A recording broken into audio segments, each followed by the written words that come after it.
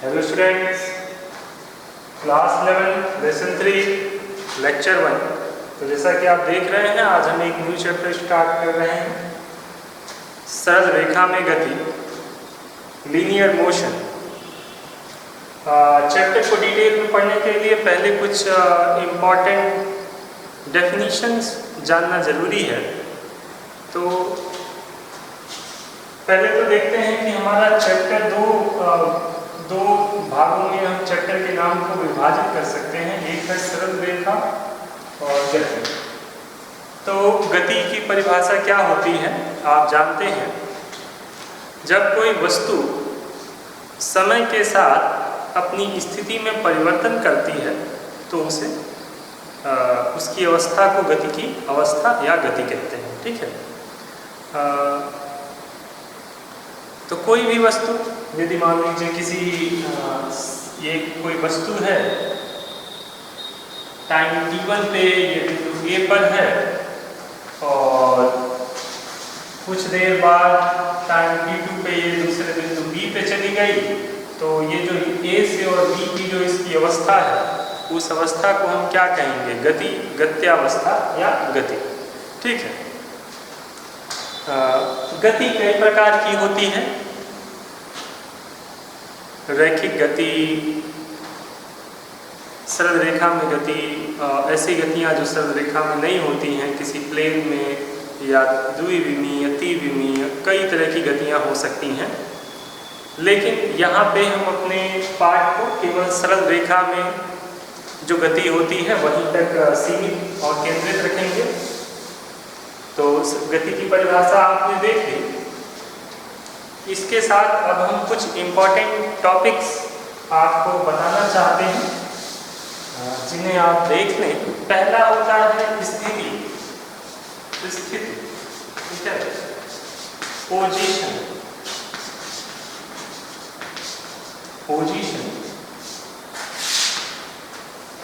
तो किसी भी वस्तु की स्थिति को बताने के लिए हमें किसी सापेक्षिक स्थिति या अवस्था की ज़रूरत होती है। जैसे यदि आपसे कोई पूछे, मान लीजिए आप एक चौराहा है, 4 सड़कें हैं, 4 रास्ते हैं जो यहाँ से जाते हैं। एक आदमी खड़ा हुआ है कहीं पे और मान लीजिए आप इधर जाने वाले रास्ते पे या आप उत्तर वाले रास्ते पे 1 किलोमीटर अंदर खड़े हैं और आपसे कोई पूछे कि आप कहाँ हो, तो आप उसे ये थोड़े कहोगे 1 किलोमीटर अंदर, आप कहोगे चौराहे से 1 किलोमीटर आगे आइए। यदि वो इसी दिशा में आगे बढ़ रहा है तो आप कहोगे कि चौराहे से 1 किलोमीटर आगे आइए। यानी आपको एक स्थिति की जरूरत पड़ी, सापेक्षिक बिंदु की। वो सापेक्षिक बिंदु क्या है? चौराहा है। तो स्थिति बताने के लिए हमेशा एक सापेक्षिक बिंदु की जरूरत होती है, जिसकी सहायता से हम स्थिति बताते हैं। तो जब हम भौतिक पढ़ते हैं तो हमारे लिए वो सापेक्षिक स्थिति के लिए हम कार्टेशियन कोऑर्डिनेट सिस्टम लेते हैं। कार्टेशियन कोऑर्डिनेट सिस्टम से आप भली भांति परिचित हैं। कुछ लोग ऐसे बनाते हैं, यदि आपको ये वाला लाइन ज़्यादा अच्छी ना लगती हो या समझने में दिक्कत होती हो तो आप लाइन ऐसे भी खींच सकते हैं। ठीक है। हम ऐसा खींच रहे हैं, ये क्या बता रहा है कि एक ये जो अक्ष है इसे आप x अक्ष कहते हो, इसे y अक्ष कहते हो और इसे z अक्ष कहते हो। ये तीनों एक दूसरे के क्या होते हैं? लंबवत होते हैं। ठीक है। ठीक इस प्रकार जैसे हाथ की 3 उंगलियां हैं, एक x है, एक y है और एक क्या है? z है। अब ऐसे z को हम बोर्ड से निकला हुआ नहीं बना सकते, इसलिए ऐसे बनाना पड़ता है दिखाने के लिए। ठीक। x अक्ष पे जो किसी बिंदु की दूरी होती है उसे हम स्मॉल x, y अक्ष पे जो किसी बिंदु की दूरी होती है उसे हम स्मॉल y, और z अक्ष पे जो किसी बिंदु की दूरी होती है उसे स्मॉल z से प्रदर्शित करते हैं।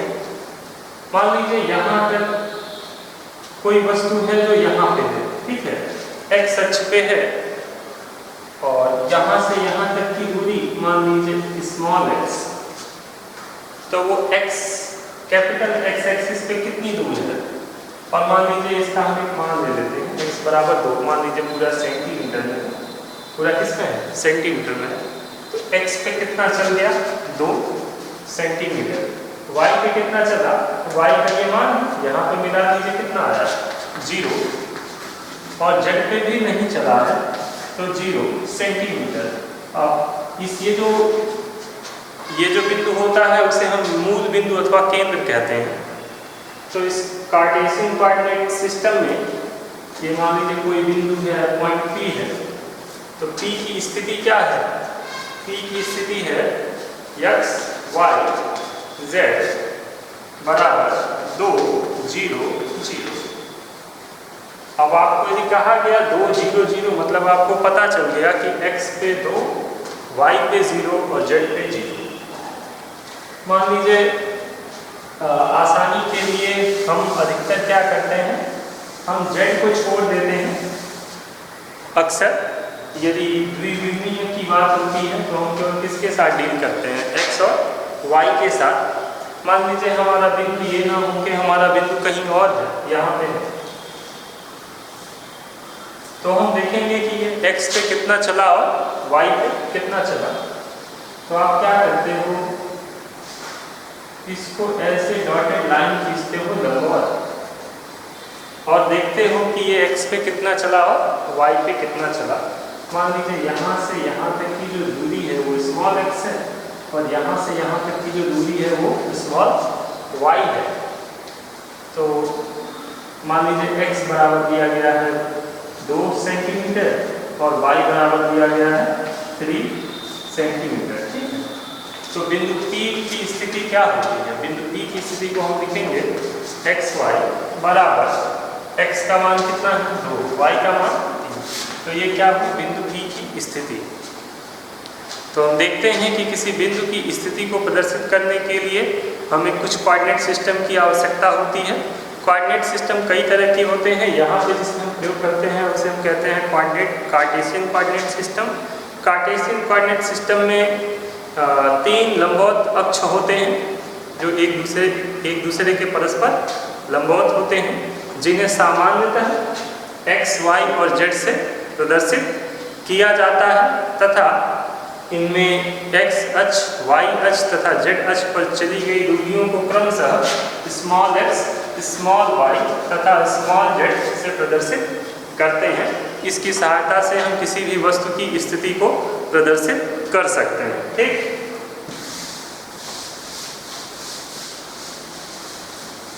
एक और होता है जिसे हम जो आपके कोर्स में हो सकता है आगे हो, बस जान लीजिए, जिसे कहते हैं पोलर कोऑर्डिनेट सिस्टम।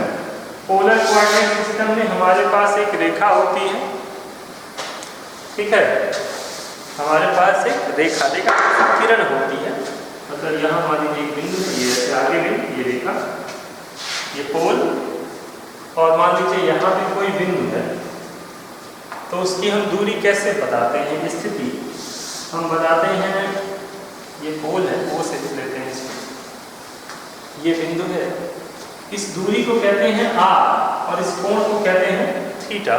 तो इस बिंदु की स्थिति क्या हो जाती है, p r थीटा, ठीक है।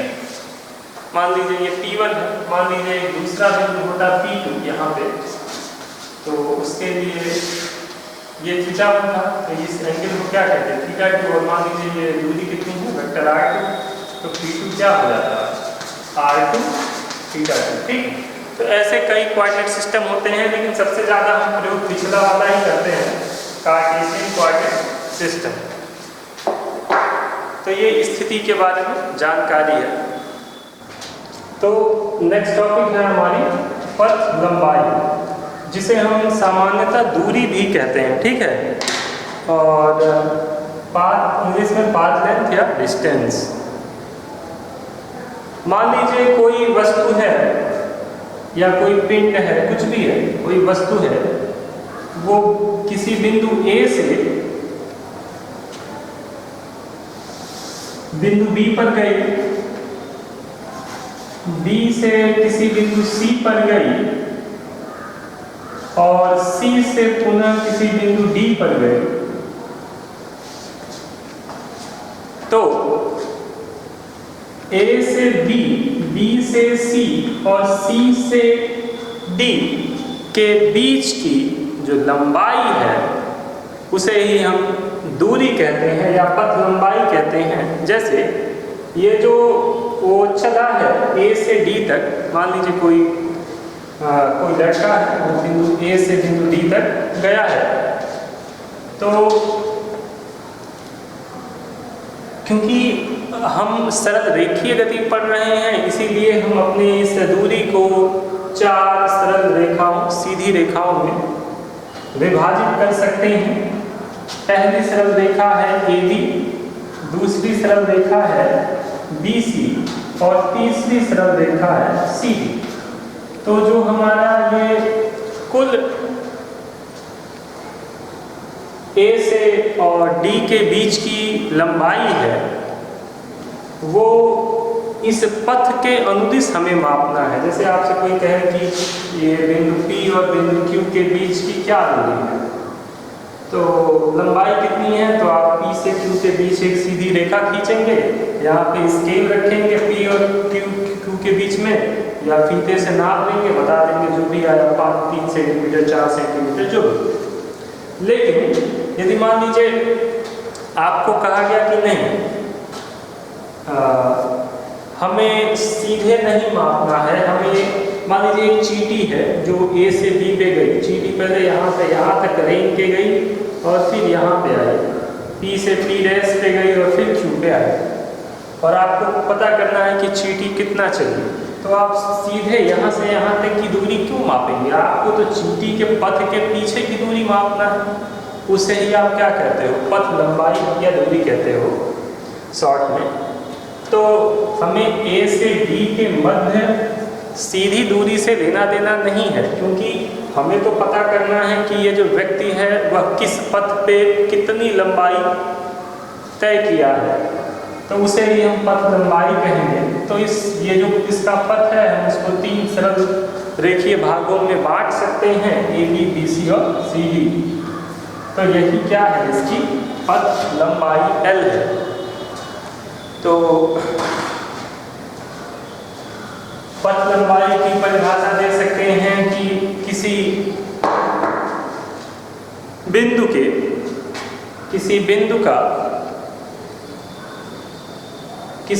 के सरल रेखीय बिंदुपथ का,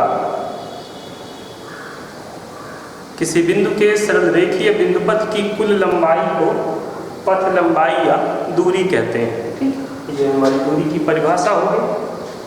तो पथ लंबाई निकालने के लिए आप क्या करेंगे, पथ की दिशा में उसे जोड़ देंगे, काफ़ी आसान है।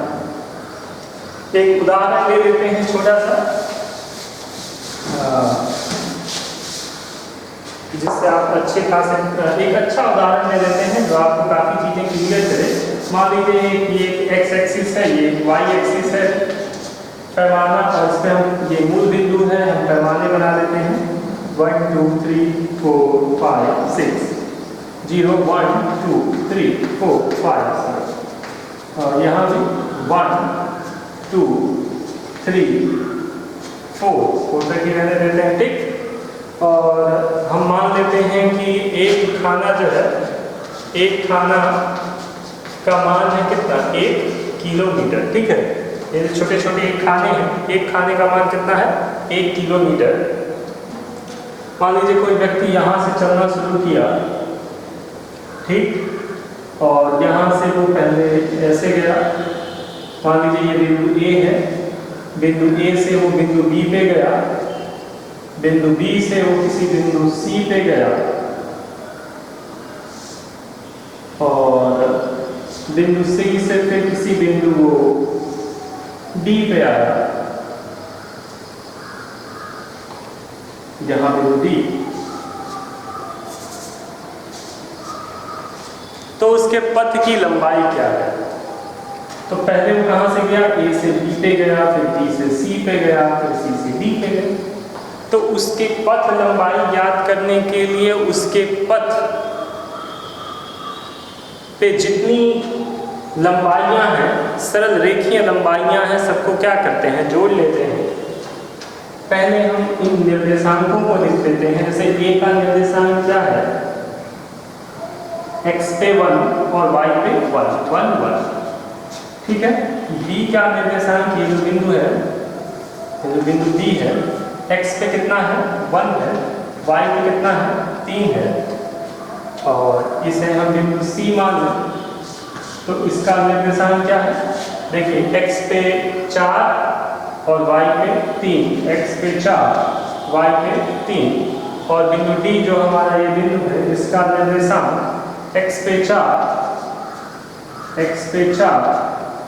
और y पे कितना, 2। तो ये निर्देशांक है।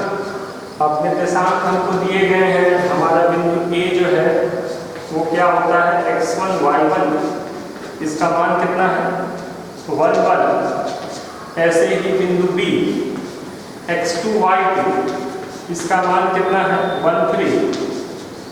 बिंदु C, इसका निर्देशांक x3 y3, मान कितना है, 4 3। बिंदु D निर्देश x4 y4, और निर्देशांक कितना है, 4 2, ठीक है। अब देखिए, हमें छोटी छोटी 4 दूरियां चाहिए, क्योंकि जो हमारी पथ लंबाई L है वो किसके बराबर होगी, AB plus BC plus AB plus BC plus CD, ये हमारी पथ लंबाई होगी। तो हम पहले क्या निकाल लें, AB निकाल लें, BC निकाल लें, CD निकाल लें, और तीनों को जोड़ दें तो हमें क्या मिल जाएगा, हमें L मिल जाएगा। तो हम पहले AB निकालते हैं। AB, देखिए यदि हम सरल रेखा की बात करें इस काफ़ी आसान चित्र में, तो A से B तक क्या नहीं बदल रहा है, x यहाँ भी 1 है, x1 भी 1 है, x2 भी 1 है, यानी 1 में x में कोई परिवर्तन नहीं हो रहा। परिवर्तन किस में हो रहा है, y में, ठीक है। तो y अक्ष पे चली गई दूरी, देखिए क्या होगा, y2 माइनस y1, तो y2 माइनस y1, y2 का मान कितना है, 3 माइनस, और y1 का मान कितना है, 1 इज इक्वल टू 2। क्योंकि ये सारे मान किस में है, एक खाने का मान कितना है, 1 किलोमीटर हम पहले मान चुके हैं, तो 2 खाने का मान कितना होगा, 2 किलोमीटर, ठीक। अब क्या निकालेंगे, अब हम निकाल लेते हैं BC। देखिए जब हम BC की बात कर रहे हैं तो B और C क्या नहीं बदल रहा है, नहीं बदल रहा है। ये हमारा है x2 y2 और ये है हमारा x3 y3। तो देखिए y नहीं बदल रहा है, y2 भी 3 है और y3 भी 3 है। तो y2 y3, y नहीं बदल रहा है, बदल कौन सा रहा है, x2 1 है और x3 4 है। तो final minus initial, x3 minus x2, 4 minus 1 is equal to 3 kilometre, ठीक है। इसी तरीके से हम ये भी निकाल सकते हैं CD में देखिए क्या नहीं बदल रहा है, CD में x4 यहाँ भी है, x4 यहाँ भी है, तो क्या नहीं बदल रहा है, x नहीं बदल रहा है, कौन सा बदल रहा है, y बदल रहा है, ठीक है। तो हम देखिए final minus initial 2 minus 3 equal to -1। क्योंकि हम दूरी की बात कर रहे हैं, दूरी को कभी ऋणात्मक नहीं माना जाता, पथ लंबाई कभी ऋणात्मक नहीं हो सकती, इसीलिए तो -1 है। लेकिन जब हम इसका मान लेंगे तो माइनस चिन्ह को छोड़ देंगे और क्या लिखेंगे 1 किलोमीटर। बगल में आप चाहें तो आप कारण भी दे सकते हैं, दूरी ऋणात्मक नहीं होगी, दूरी ऋणात्मक नहीं होगी। ठीक है, अब आपको यदि आप लिखना चाहें तो लिख सकते हैं, मैं मिटा दे रहा हूँ। अतः पथ लंबाई आप लिखेंगे अतः ए से डी के मध्य, ए से डी के मध्य पथ लंबाई L equal to A B plus B C plus C D. Okay, तो ए बी की वैल्यू कितनी है 2 किलोमीटर प्लस बी सी की वैल्यू कितनी है, बी सी की वैल्यू है 3 kilometre, 3 kilometre plus C D की वैल्यू कितनी है 1 किलोमीटर, कितना हो गया 6 किलोमीटर। कैलकुलेशन आप दोबारा चेक कर सकते हैं। तो पथ लंबाई L कितना आया 6 किलोमीटर। ठीक, तो ये हमारा एक छोटा सा एग्जाम्पल था पथ लंबाई के लिए। ऐसे ही एग्जाम्पल आपको 1 या 2 नंबर में दिए जा सकते हैं, तो आप उन्हें आसानी से करें। इस लेक्चर में इतना ही। अगले लेक्चर में हम विस्थापन, चाल, त्वरण और वेग के बारे में देखेंगे और फिर हम गति विषयक समीकरणों को भी पढ़ेंगे। तब तक के लिए यहीं बंद करते हैं। कोई दिक्कत हो तो आप कमेंट सेक्शन में कमेंट करें। Thank you.